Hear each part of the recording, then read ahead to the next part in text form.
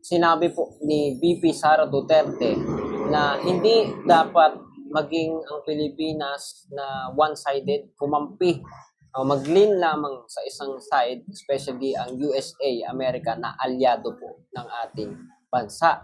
Ngayon po, bakit po napakahalaga po nito, no? Kasi si Sara Duterte po ang nagsasabi na wag pumanig sa isang side lang. So, ano po bang ibig sabihin nun?